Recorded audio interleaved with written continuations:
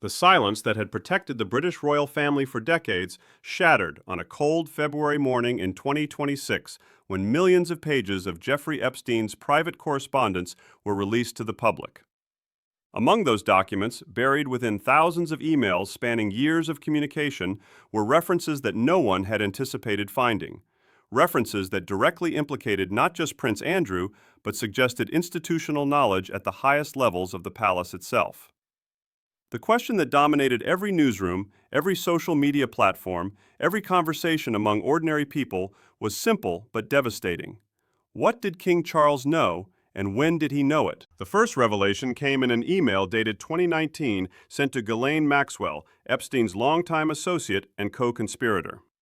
In it, a man identified as being at Balmoral, the royal family's private Scottish estate, made a cryptic reference to needing new arrangements for entertainment at an upcoming gathering. The language was vague, deliberately obscured, but the implication was unmistakable to investigators and journalists who had spent years studying Epstein's network. Someone at Balmoral, during a period when King Charles would have been in residence, had been in contact with Maxwell about securing young women for entertainment. The palace immediately issued a statement denying any involvement by the king or any member of the immediate royal family in Epstein's criminal activities. But the damage was already done. The suggestion that there had been institutional awareness, that there had been coordination at some level between palace staff and Epstein's network, was enough to send shockwaves through the monarchy. Within hours, more revelations emerged. Sarah Ferguson, the ex-wife of Prince Andrew, was revealed to have exchanged emails with Epstein spanning nearly a decade. The emails were deeply troubling. In one message, dated 2015, Ferguson allegedly wrote to Epstein, "Marry me and take me away from all of this." The message was interpreted by some as a desperate cry from a woman in financial distress, seeking escape through any means necessary. But it also suggested an ongoing relationship, an ongoing communication that went far beyond what Ferguson had previously acknowledged. More damaging still were emails in which Ferguson allegedly made crude and inappropriate remarks about her own daughters, Princess Beatrice and Princess Eugenie. In one exchange with Epstein, Ferguson allegedly wrote a comment about Eugenie that was sexually explicit and deeply disturbing. The palace issued a statement on behalf of Ferguson, claiming the emails had been taken out of context, that they were fabrications or misinterpretations. But the damage to her reputation, and by extension to the reputations of her daughters, was immediate and severe. Princess Beatrice, the elder daughter, issued a brief statement expressing her shock and distress at the allegations about her mother's communications. Princess Eugenie, who had worked hard in recent years to build her own identity separate from her mother's scandals, found herself once again drawn into the vortex of controversy. Neither woman had any involvement in Epstein's criminal activities, but the revelation that their mother had maintained a relationship with him and had discussed them in crude terms with him was a profound violation of their privacy and dignity. The palace, under the direction of King Charles, moved quickly to contain the damage. A comprehensive statement was issued in which Charles acknowledged that members of the extended royal family had maintained contact with Epstein, that those contacts had continued longer than was appropriate, and that the palace bore some responsibility for not being more forthcoming about the extent of those contacts. It was a carefully worded acknowledgement that did not constitute an admission of guilt or complicity, but which acknowledged institutional failure in terms of transparency and judgment. Then, in a remarkable move, Prince Edward broke the royal family's traditional silence on matters related to legal proceedings and scandals. Edward, who had largely remained out of the public eye in recent years and who had generally maintained a lower profile than his brothers, stepped forward to speak directly about the Epstein revelations. "I want to be clear," Edward said in a brief public statement, "that my family stands with the victims of Jeffrey Epstein's crimes. Whatever contact any member of this institution may have had with this man, it was fundamentally wrong. We acknowledge that, and we are committed to ensuring that justice is served and that victims are supported." The statement was notable for what it did and did not say. Edward did not deny that members of the family had contact with Epstein. He did not make excuses. He did not suggest that the family was being unfairly targeted or that the revelations were exaggerated. Instead, he simply acknowledged the reality of the situation and recommitted the institution to supporting victims and ensuring accountability. Within days of the Epstein file release, Prince Andrew made another move that signaled the depth of the institutional crisis. He moved out of Royal Lodge, the mansion on Crown-owned land near Windsor Castle, where he had lived for years. The move was sudden and unexpected. Sources close to Andrew indicated that he had been asked, or perhaps strongly encouraged, by King Charles to vacate the property. He was relocated to a temporary residence on the Sandringham estate, the royal property in Norfolk. The move was symbolic in its significance. It represented a physical separation between Andrew and the institution, a visible acknowledgement that his presence at Royal Lodge had become untenable. The residence itself became a focal point for media attention, a symbol of the institution's attempt to distance itself from the scandal. In the palace, behind closed doors, senior advisors grappled with the institutional crisis. The suggestion that King Charles had been aware of, or that the palace had been complicit in facilitating contact between Epstein and young women, was an existential threat to the monarchy. The institution's legitimacy rested, in part, on its moral authority, on its claim to uphold standards of conduct and ethical behavior that transcended the ordinary. If it could be shown that those standards had been violated, that the institution itself had been corrupted by association with Epstein, then the very foundation of monarchical authority would be called into question. Princess Anne, who had become increasingly prominent as a voice of institutional accountability and integrity, convened a private meeting with senior palace advisors. According to sources present at the meeting, Anne was forceful in her insistence that the palace could not simply manage the scandal through careful messaging and strategic communications. Instead, she argued, the institution needed to engage directly with the facts, to commission an independent investigation into the extent of palace knowledge and involvement, and to accept whatever findings emerged from that investigation. "We survive by being truthful," Anne reportedly said. "We do not survive by protecting ourselves at the expense of victims." Catherine, the Princess of Wales, was notably absent from the initial palace statements and responses. She had been carefully coaching William on the importance of institutional integrity and of not appearing to be complicit in cover-up or obfuscation.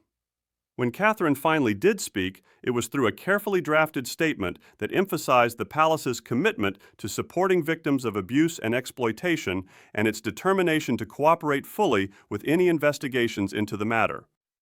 The statement did not defend Andrew, did not make excuses for other family members, and did not suggest that the palace was a victim of unfair media scrutiny. As the days passed and the shock of the initial revelations began to settle into a more measured assessment of what had actually been revealed, it became clear that while the Balmoral reference was deeply troubling and raised serious questions about institutional knowledge, there was no definitive proof that King Charles himself had been directly involved in or aware of any criminal activity. The email reference was ambiguous. It was unclear who exactly at Balmoral had sent the message to Maxwell, whether King Charles had been present, or what exactly the arrangements being discussed entailed. But the damage had been done. The palace's reputation, which had been carefully cultivated and protected over centuries, had been significantly damaged by the revelations. The institution faced a choice. It could attempt to minimize the scandal, to manage it through careful media relations and strategic communications, or it could embrace transparency, commission investigations, and allow the facts to emerge wherever they might lead. In a remarkable departure from institutional tradition, King Charles chose the latter path. He announced that the palace would cooperate fully with any investigations, that it would commission an independent review of the extent of institutional knowledge regarding Epstein, and that any individuals found to have been involved in facilitating contact between Epstein and vulnerable individuals would face consequences. The announcement represented a fundamental shift in how the monarchy approached scandal and controversy. Rather than circling the wagons, rather than protecting institutional interests above all else, Charles was signaling a commitment to truth and accountability that transcended institutional self-protection. It was a gamble. The independent investigation could uncover damaging information about the institution or about family members.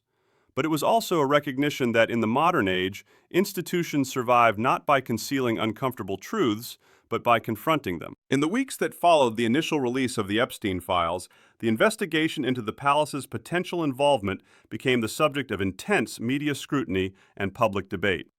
News organizations around the world assigned teams of journalists to analyze the documents, to cross-reference names and dates, to construct timelines of who had contact with Epstein and when. The BBC produced a comprehensive documentary examining the extent of Prince Andrew's relationship with Epstein and the ways in which that relationship had been obscured or minimized by palace statements over the years.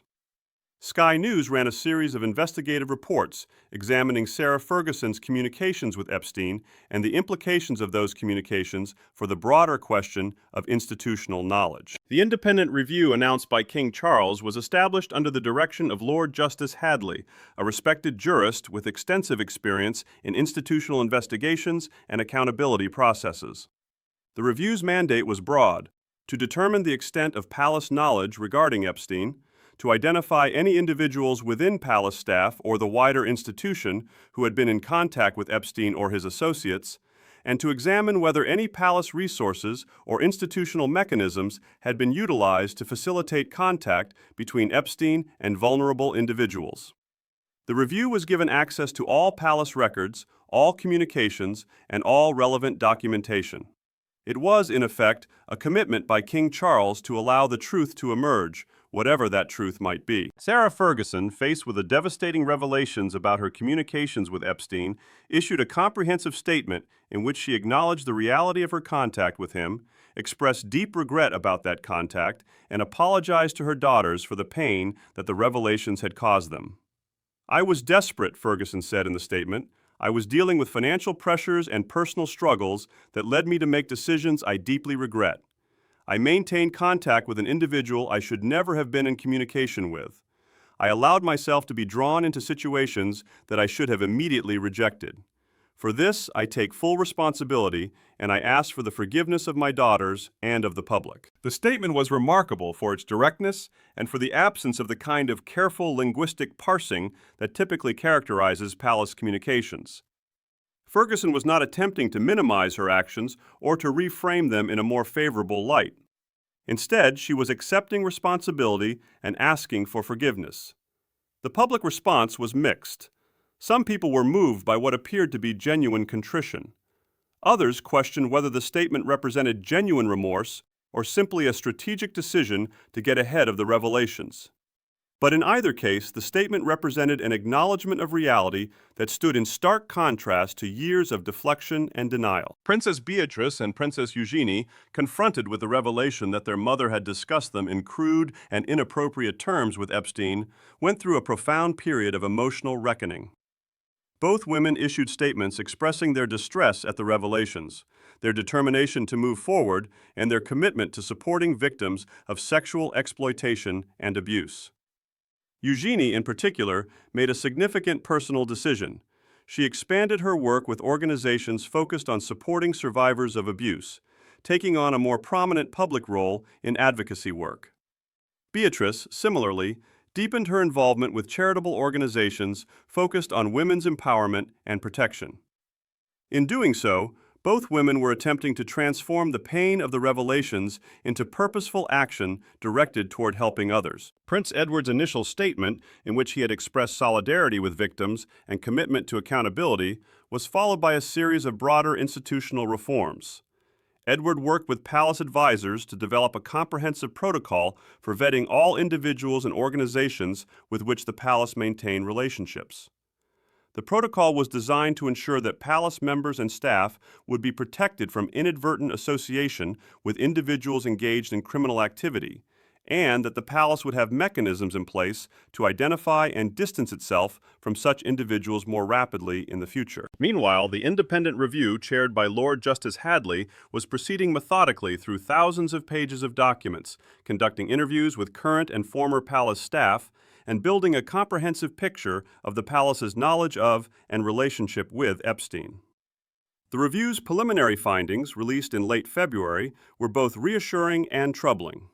On the one hand, there was no evidence that King Charles himself had been directly involved in or aware of any criminal activity, and no evidence that the palace as an institution had deliberately facilitated contact between Epstein and vulnerable individuals. On the other hand, the review found clear evidence that multiple members of palace staff had maintained relationships with individuals connected to Epstein, that the palace had failed to implement adequate vetting procedures, and that there had been instances in which palace resources and access had been provided to individuals without sufficient scrutiny of their backgrounds or associations. The preliminary findings also revealed something that had not been previously publicly disclosed.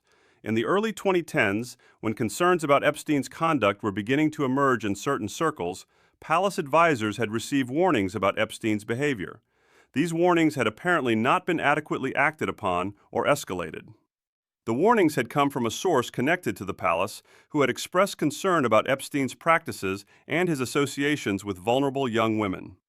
According to the review, these warnings should have prompted a more comprehensive institutional response, including the issuance of guidance to palace members about avoiding contact with Epstein and his associates. King Charles responded to the preliminary findings by issuing a comprehensive statement accepting responsibility for the institutional failures identified in the review. The palace failed to act with sufficient vigilance in protecting vulnerable individuals and in maintaining the standards of conduct that should characterize this institution, Charles said. I accept responsibility for those failures, and I am committed to ensuring that the reforms identified by the review are implemented comprehensively and that the palace develops the institutional capacity to protect itself and those with whom it interacts from association with individuals engaged in exploitation or abuse. The statement represented a significant evolution in how the monarchy addressed institutional failure. Rather than attempting to minimize responsibility or to parse language carefully to avoid admissions of wrongdoing, Charles was straightforwardly accepting institutional accountability and committing to reform. It was a position that carried risk. It was an admission that could potentially be used against the institution in future legal proceedings or public discourse. But it was also a recognition that the institution's long-term credibility depended on its ability to confront uncomfortable truths about itself and to commit to genuine reform. The question of what exactly the Balmoral email meant and whether it implicated King Charles in any way remains somewhat ambiguous even after the review's preliminary findings. The review was unable to definitively identify who at Balmoral had sent the email to Maxwell and whether the email had been sent with the knowledge or approval of senior palace figures. But the review did note that the email raised serious questions about the adequacy of palace security protocols and the extent to which individuals had access to palace communication systems without proper oversight. As March approached and the acute phase of the scandal began to transition into a period of institutional reckoning and reform, it became increasingly clear that the Epstein revelations had fundamentally changed the landscape of royal governance. The palace could no longer operate under the assumption that its internal processes were adequate to prevent association with criminal activity or exploitation. It had to develop new institutional mechanisms, implement more rigorous vetting procedures, and establish clearer lines of accountability and reporting. Prince Andrew, living in his temporary residence at Sandringham, largely withdrew from public view. There were occasional media reports of sightings, him walking on the estate, attending church services, but he made no public statements and engaged in no public activities. He had effectively become a non-person within the institutional life of the palace, present physically but absent from any functional role or responsibility. Sarah Ferguson, similarly, withdrew from public prominence, though she maintained her commitment to supporting her daughters and to cooperating with the independent review.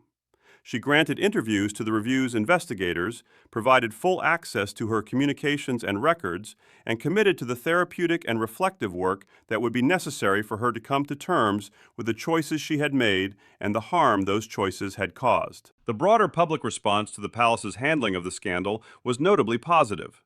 Polls showed that the monarchy's approval ratings actually increased in the aftermath of the scandal, as the public appeared to respond positively to the institution's willingness to confront uncomfortable truths about itself, to accept responsibility for institutional failures, and to commit to meaningful reform.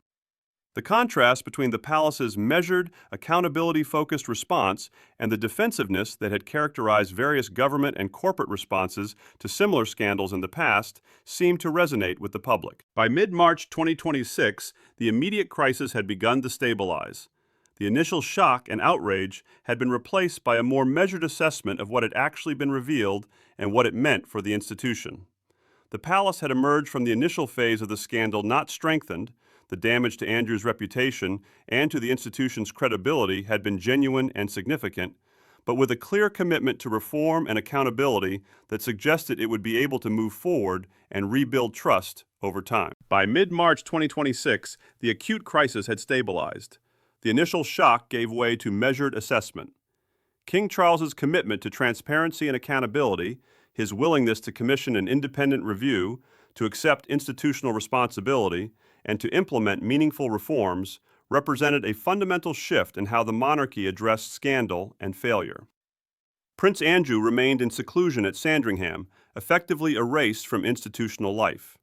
Sarah Ferguson cooperated fully with investigations and worked toward personal accountability and healing. Princess Beatrice and Eugenie channeled their pain into expanded advocacy work supporting survivors of abuse.